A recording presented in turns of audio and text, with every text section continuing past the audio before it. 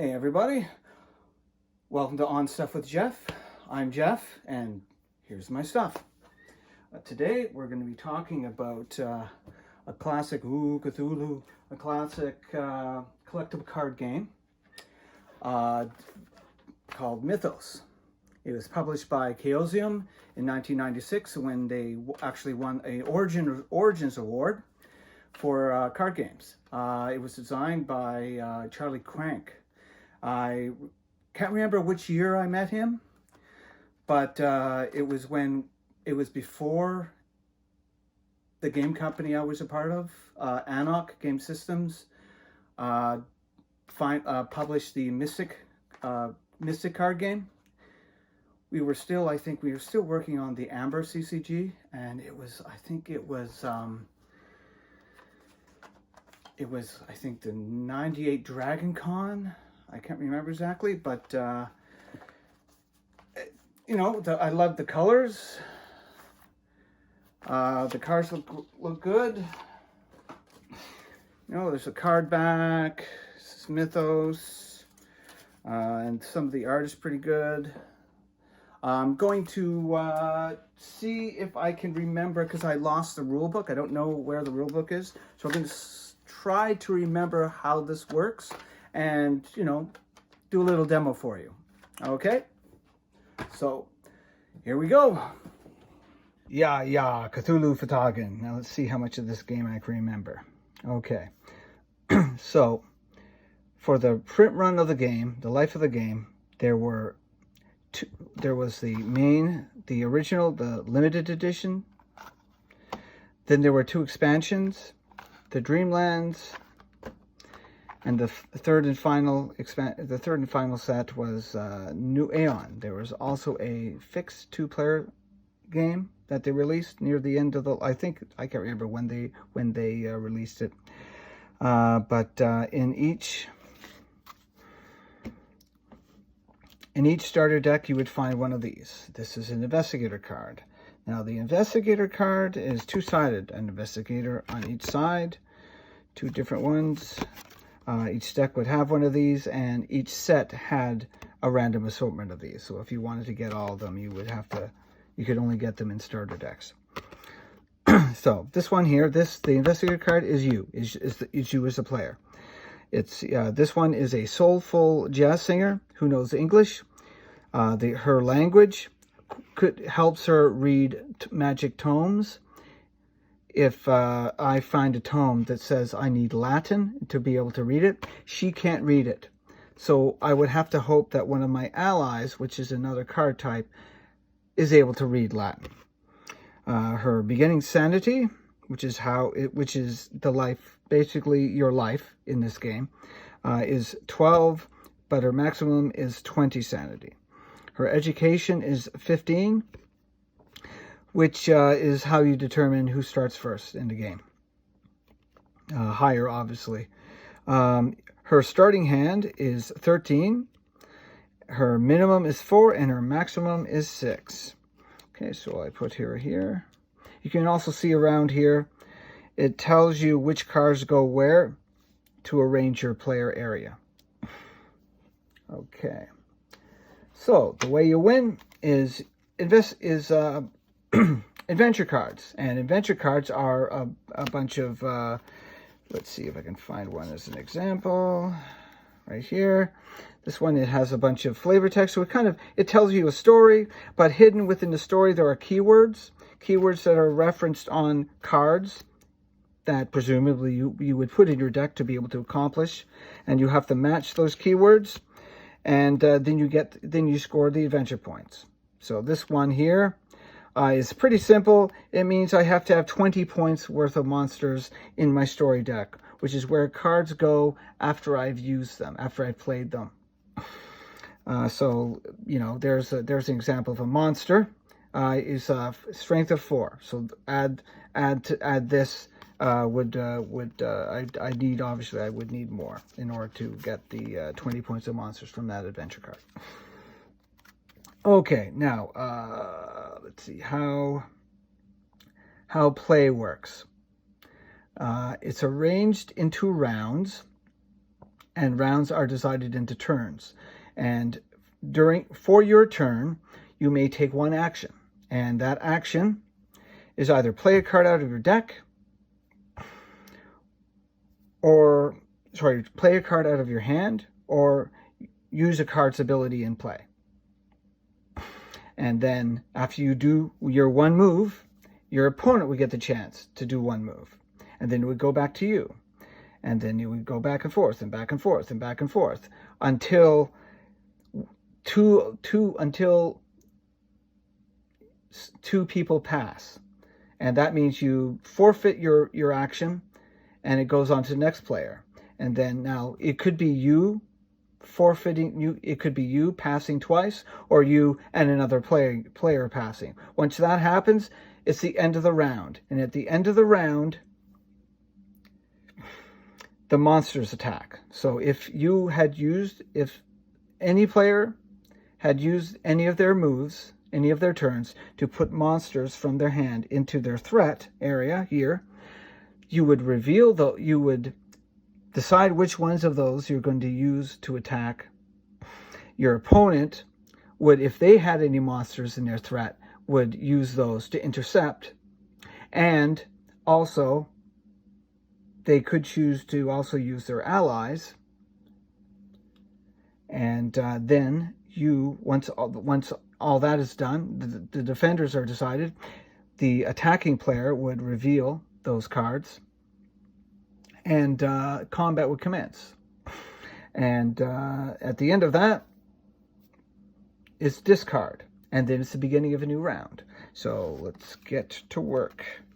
1, 2, 3, 4, 5, 6, 7, 8, 9, 10, 11, 12,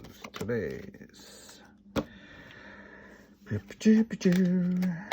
Okay, let's see what we got.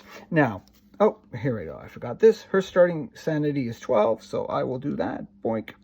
You don't have to use a die. You could use whatever you want to say how much sanity your investigator has. So let's see. Now, at the start of every game, each player, for their first move, has to play a location, because you got to start somewhere. Excuse me. Okay, so I will play that location there. That's where I start. Now, I will give you a short explanation. As you can see, it has all these little special words here. Each one could match something on an adventure card. So this one here, it tells me it's in the city, it's a university, it's a library, and I can also find a tome here. Now down here, the location, the green is the region, and the green region is the Lovecraft country, and Arkham is a sub-region of Lovecraft country. And here that's the purple drop there means that I have access to water. The tree there means it can be outside, and that the little red house means that it can be inside. Now the game text on this card is all professors and students. Professors and students are a subtype of ally card. Add 1 point to their value when this card is your current location on your story deck. So because of that card, because of the game text, if I had any allies, they would gain 1 to their strength. Okay, so that's my move, and then it would go to my opponent. My opponent would have their move, and then it would be back to me. Since I have cards in my hand I want to get rid of, I will continue to play cards out of my hand. So let's see here. What do we got? Let's see. I really want to play this.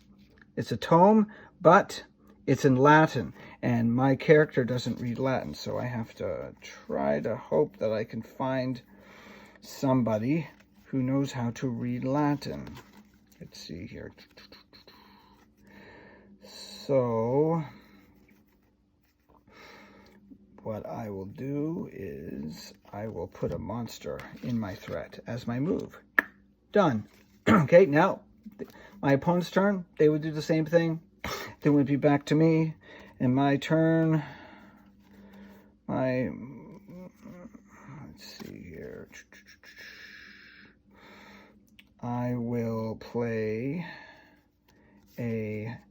this event here, Mauritania. It is a travel by sea event. And you can see it has a little purple thing here. It matches the purple thing on here, so I can use it. It also says I could find a tome in here if I wanted. And what this does is it allows me to travel between regions. The green is the region. It says, on the following turn, play a new location card featuring the water icon in a different region, right side up on top of your story deck. May not play a new location in the same region. So I'm taking a really big boat, so I can't really take a big boat from one part of from one part of Arkham to the other. So I will play that there, and I think I'm supposed to put it like this to show that I am traveling. So there we go. I am traveling by sea, and it would go on to my opponent. They would do their thing, and it would come back to me. And so my turn. I'm still moving. And let's see here.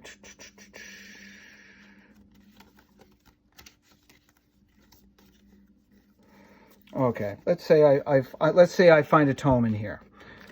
Okay, this one here is in English. My investigator can read English, so I can actually use this. I can play this tome. Now the number there tells me how many spells are in this tome, and there's a little icon here. This one has spells. I can only have spells in here that have the eye icon. Now let's look through my hand to see if I have any spells. And I do not, because one of the cool things about tomes is if you have a matching spell, you can play that together as one move instead of having to use another move to play, or another turn to play the spell onto it. But I don't have that. I have none of those things. So I will play that as my move, because for some reason I can find old books on this boat, on the Mauritania.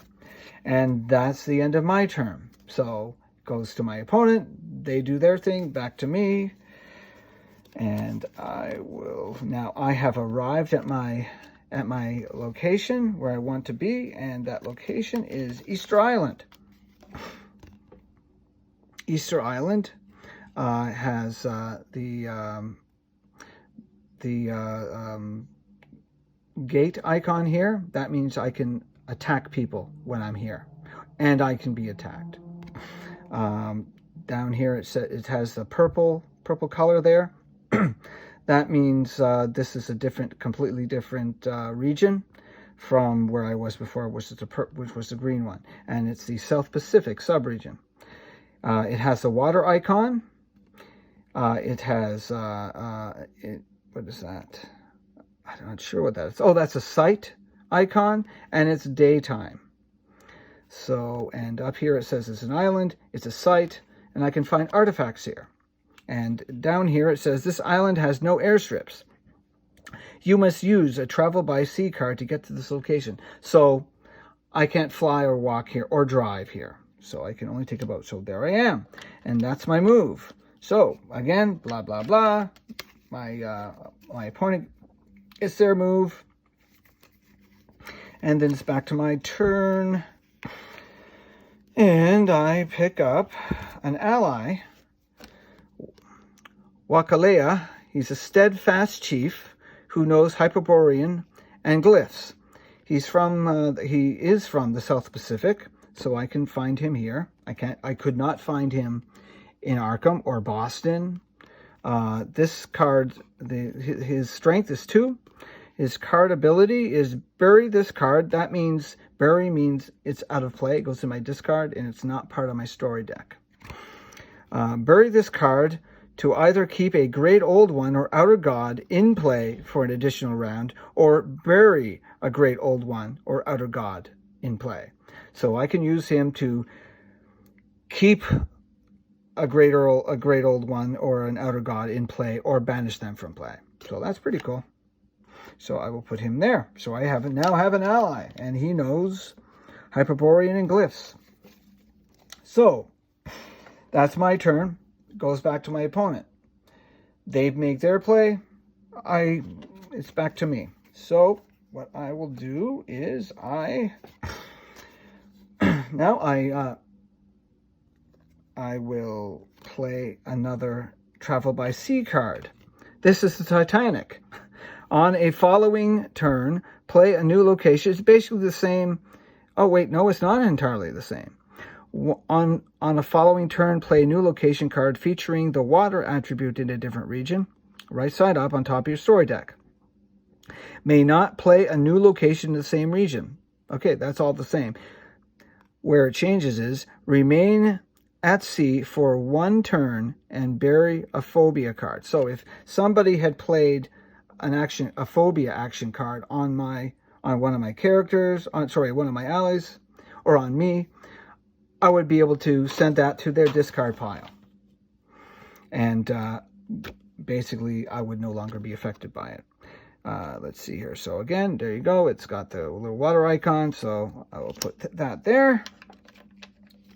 And that's my turn. My opponent has their turn. And it's back to me. So while I'm there, let's see, do I play anything? Let's see. Let's see here. I will play an event called Amnesia. Affects opponent's hand. And it says, randomly choose one card from your opponent's hand that he or she must discard. Then bury this card. So I would play this. And I would choose a card from my opponent's hand. That's gone. And this is gone. Done. Boink. So that's my play. It goes back to my opponent. They play their thing. Oh, I've noticed they're on their way. They're flying somewhere. Okay. So I will see.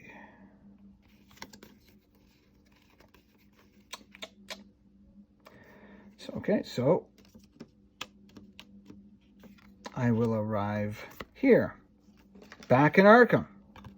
This one has the little swirly green gate icon on it. It's a city, it's a house, and I can find another tome in here. It is in Arkham in the Lovecraft Country subregion. It's indoors, and obviously I was able to find my way there by boat. So I am there now. That's my move. Done. Opponent has their move. They're still flying. Comes back to me. So because I notice they're flying, I'm going to play this card. It's an event card, and it's a storm. It's a twister, and it says, replace all travel by air cards with the location card closest to the bottom of the story deck, right side up. Ignore revealed sanity gain loss. No travel by air events may be played. Bury twister if any day or night event is played. Now, what that means is, I previously said that, I noticed my opponent, my imaginary opponent, is flying his character somewhere. Maybe they're taking a plane or a hot air balloon or something. Or maybe they have ET with them. This card causes them to lose whatever they're using to fly, and their investigator ends up on the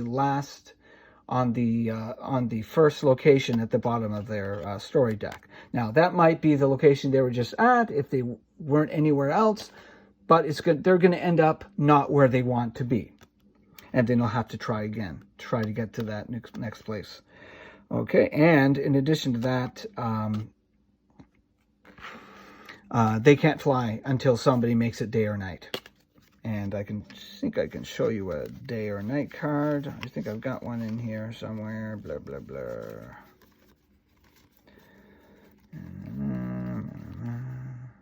It's a car.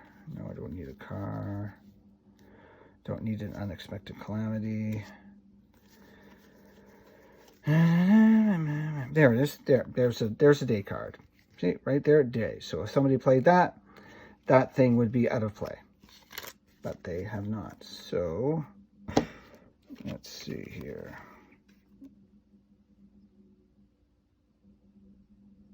Okay, so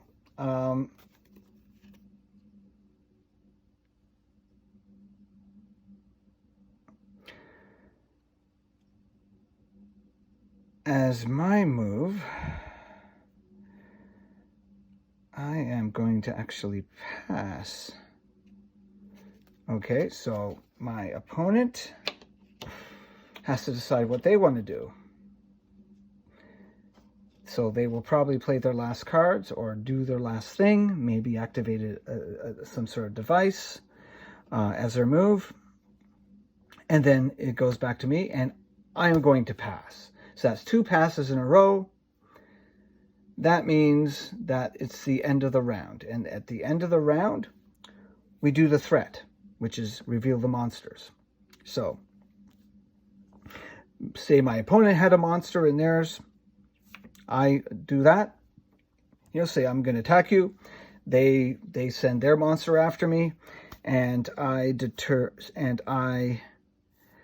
also add this guy here, Wakalea, to help defend me, and hope for the best. So they would reveal their monster card. Say that their monster was say that their monster was this one. Say that when they see, I would reveal mine like that. So, say they revealed this, a Shoggoth, as their monster. It's a value 6. That's power of 6. When they reveal it, they have to take two sanity points. It's the little red dot down here, means that they can only have 1 copy of this card in their play deck. And its abilities are add 2 points to the value of this card if your opponent's threat includes Elder Things, because if you remember the Mountains of Madness, in the Mountains of Madness, the Shoggoths didn't really like the Elder Things. This card joins with Deep Ones, Father Dagon, or Mother Hydra. Now, I'll show you. I think I have Father Dagon in here somewhere.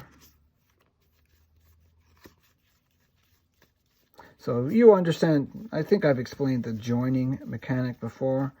When you play a tome, it joins. Did I? No, I haven't had a discard. I haven't discarded. There we go, Father Dagon. So, say for example, when the opponent played this card, they saw that, and they also had Father Dagon in their hand, and they could have put them together and put them into the threat as one, right? So let's say let's do that. So they reveal them to me, and let's see what Father Dagon does. And Shoggoth. Okay, so Father Dagon has 4 strength. Add 1 point to the value of this card if your investigator has the jewelry of the Deep Ones. It joins with Mother Hydra, Deep Ones, and Shoggoth. So just say the player doesn't have that card. So basically, they reveal these, add them together. That's 10. So their threat has 10 strength. My threat has 3 strength, but let's see. Let's blah, blah, blah. That's flavor text. Now, the Shoggoth Lord, if I use a gate at a location with a red sanity pentagram to play, I can play the Shoggoth Lord as an ally. But I don't have a sanity pentagram down there, so like that. So I can't play him as an ally. Let's see. Add 2 points to the value of Shoggoth in your directed threat if that directed threat contains Shoggoth Lord and if Shoggoth Lord. So I don't have any Shoggoths. So basically, the way it works is 10 subtract 3 is 7. So this guy is done. Let's see. That guy's done. And there's 7 points left. And I already declared that Wakalea was going to help. So he is also gone. So that takes it down another 2 points to 5. So he goes here. And I take 5 sanity. So that puts me down to 7. Ouch. That's pretty bad. Okay. So now we discard. And I already have... I don't want to discard. Yep, I'm already below the maximum, so I don't need to discard any cards, and I can't discard below 4, and I only have 3, so I'm stuck. So end of the round. End of the round. So new round. Draw up to 13 cards. 1, 2, that's a 3, 4, 5, 6, 7, 8, 9, 10, 11, 12, 13. There we go. So start a new round. Okay, so let's see, do I need anything here? See here. So I showed you how the monsters work. I've shown you, let's see, I showed you events. I've shown you how to travel. Let's see, it's an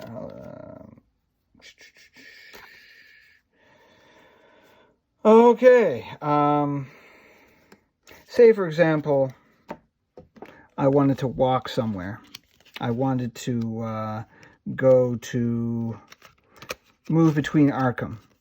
Say I wanted to go, say my play, I was here and I wanted to move here.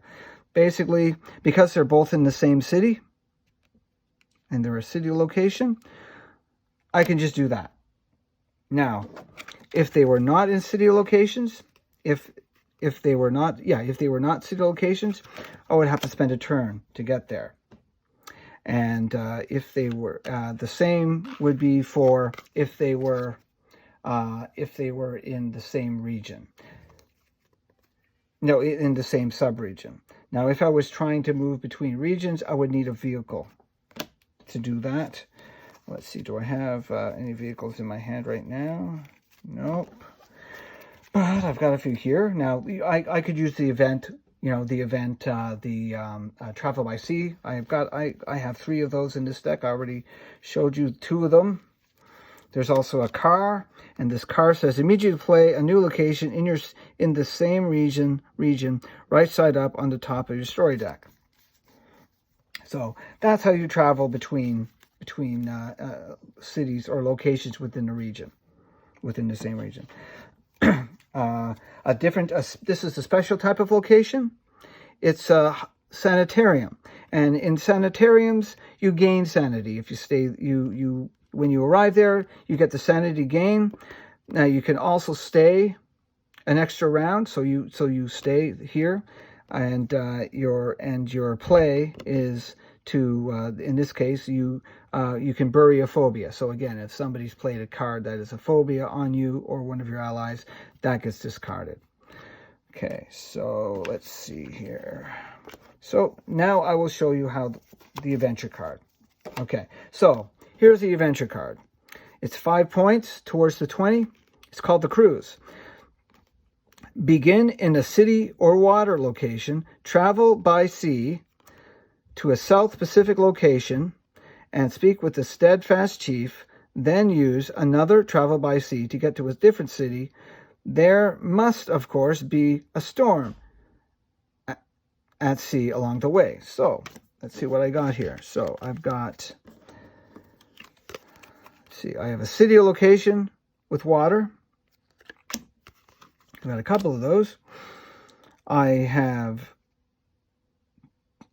let's see, I've traveled by sea to a South Pacific island where I met a steadfast chief and encountered a storm. So there you go. That. And there I got my points. So I would put those there to show that I have completed the adventure. And it goes on and on and on like that. And that's Mythos. I hope you like it. Also, one other thing. Listen. Anybody who loves collectible card games loves that sound. And these cards, they smell pretty good. That's another thing that you would appreciate if you played collectible card games. Good night. So, that was Mythos. If you like videos like this, give me a like, subscribe, and who knows what I'll do next. I may talk about some books or movies or do another heavy metal collection video. I don't know. I'll come up with something. If there's anything you're interested in that you think I might have, give me a suggestion. I'll see what I can do. Thanks a lot.